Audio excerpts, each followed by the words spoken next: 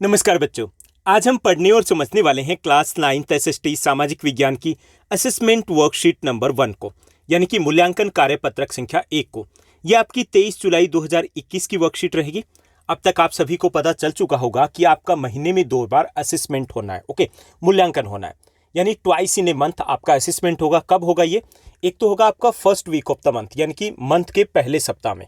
दूसरा होगा आपका third week of the month में। जो first week of the month होगा वो सब्जेक्टिव होगा। सब्जेक्टिव मतलब उसमें आपके शॉर्ट आंसर टाइप क्वेश्चंस होंगे, उसमें आपके लॉन्ग आंसर टाइप क्वेश्चंस होंगे, ओके। उसके बाद जो third week of the month होगा वो आपका ऑब्जेक्टिव होगा, उसमें एमसीक्यूज रहेंगे, जैसे कि आज की इस असेसमेंट वर्कशीट में दिए गए। क्लियर? अब यहां पर बात आती है कि आपको इसको करना कैसे। इन असेसमेंट वर्कशीट को आप एक अलग नोटबुक में कीजिए ताकि रिकॉर्ड मेंटेन करना आपके लिए आसान रहे, ओके। अलग से नोटबुक बना लीजिए और उसमें सभी सब्जेक्ट के आपके असेसमेंट वर्कशीट आप करोगे।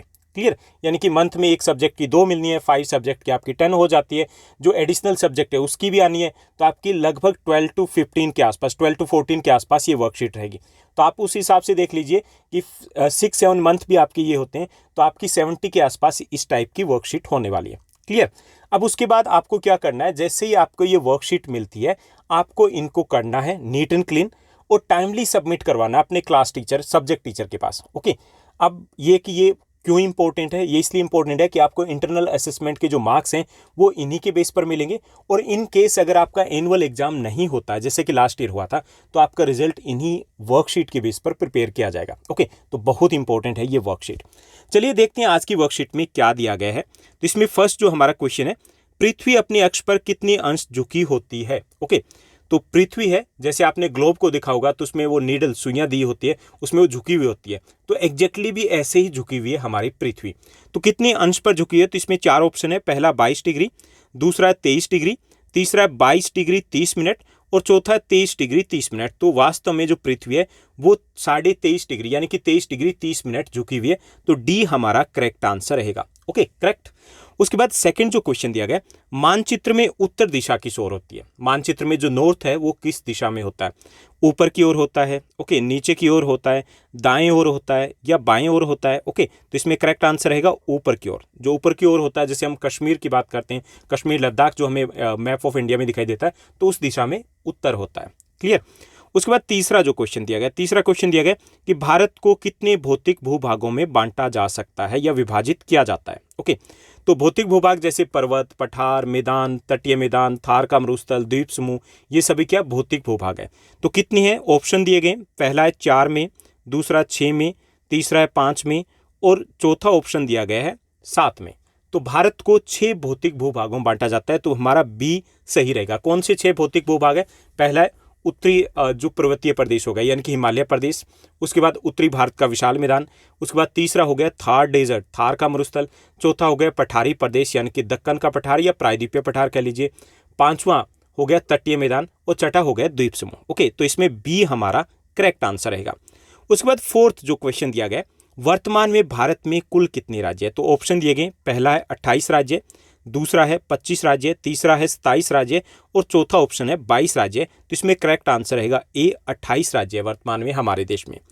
उसके बाद फिफ्थ जो क्वेश्चन दिया गया कि भारत की मुख्य भूमि का अक्षांशीय और देशांतरीय विस्तार लगभग कितने डिग्री, यानी कि अक्षांश और देशांतर की बात करें तो आपने पढ़ा होगा कि भारत का अक्षांशीय विस्तार है लगभग 8 डिग्री 4 मिनट से लेकर के 37 डिग्री 6 मिनट तक, ओके।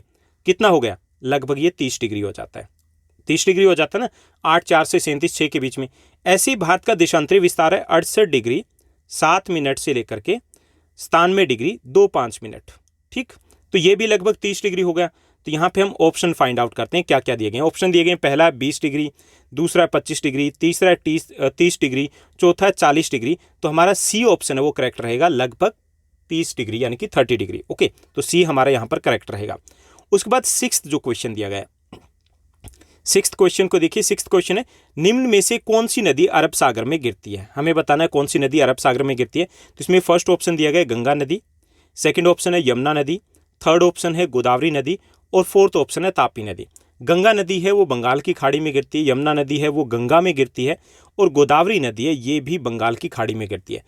तापी वो नदी है जो अरब सागर में गिरती है। भारत में जितनी भी मुख्य नदियां हैं उन मुख्य नदियों में से केवल 2 ही बड़ी नदियां हैं जो बंगाल की खाड़ी में नहीं गिरती बल्कि अरब सागर में गिरती है। एक तो तापी है, दूसरी है नर्मदा। तो यहाँ पर हमारा डी ऑप्शन है वो करेक्ट रहेगा। ओके, उसके बाद 7th हमारा क्वेश्चन दिया गया, भारत की यामोत्र उत्तर प्रदेश की किस शहर से होकर के जाती है, कहाँ से होकर जाती है? यामोत्र मतलब जहाँ से हमने समय लिया, कौन सी है?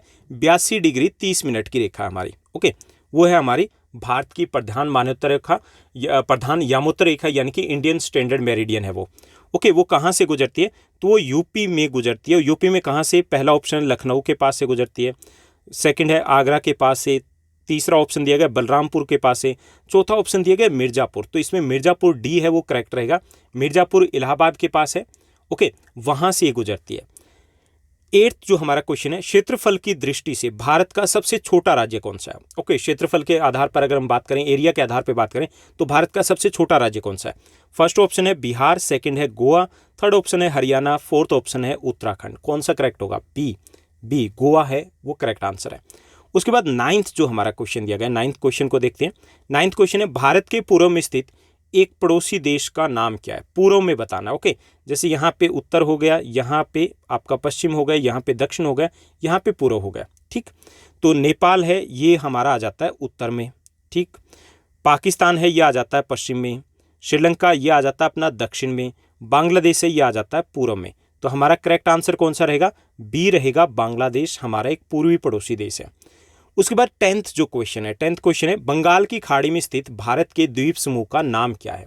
ठीक, जैसे हम साउथ इंडिया की तरफ जाते हैं तो साउथ इंडिया में आपने देखा होगा कि लगभग 2 द्वीप समूह है। एक तो यहाँ पर है अरब सागर में, एक यहाँ पर बंगाल की खाड़ी में। हमें जो बंगाल की खाड़ी में द्वीप समूह है उसका नाम बताना है। तो ऑप्शन दिए गए मालदीव समूह, दूसरा ऑप्शन है लक्षद्वीप समूह, तीसरा ऑप्शन है अंडमान निकोबार द्वीप समूह, और फोर्थ है श्रीलंका। तो श्रीलंका तो भारत का द्वीप समूह ही नहीं है। मालदीव है वो भी भारत का भाग नहीं है क्योंकि अलग देश है। अब बात आती है लक्षद्वीप की, तो ये अरब सागर में। ऑप्शन रह गया सी है जो कि बंगाल की खाड़ी में, यानी कि सी ऑप्शन हमारा करेक्ट रहेगा। तो ये थी हमारी एक आसान सी वर्कशीट, यानी कि आपकी पहली असेसमेंट वर्कशीट थी। अगर आपको ये वर्कशीट सही लगी, अच्छी लगी, तो आप इस वीडियो को लाइक और शेयर जरूर कीजिएगा। मुझे उम्मीद है इस वीडियो पे मैक्सिमम लाइक मिलेंगे, मैक्सिमम शेयर मिलेंगे, क्योंकि अगर इस पर अच्छे व्यूज़, शेयर, लाइक्स मिलते हैं तो इसका मतलब है कि आपको ये वर्कशीट अच्छी लगी, और हम असेसमेंट वर्कशीट भी पब्लिश करेंगे, वो भी एडवांस में। अगर आपको लगता है कि असेसमेंट वर्कशीट रहने देते हैं तो उसके बाद हम आगे से इनको कंटिन्यू नहीं करेंगे। ओके, तो आप बताइएगा कमेंट करके कि क्या हमें कंटिन्यू करनी है या फिर नहीं करनी है। आज के लिए बस इतना ही। Thank you, bye bye, have a nice day. मिलते हैं नेक्स्ट वीडियो में।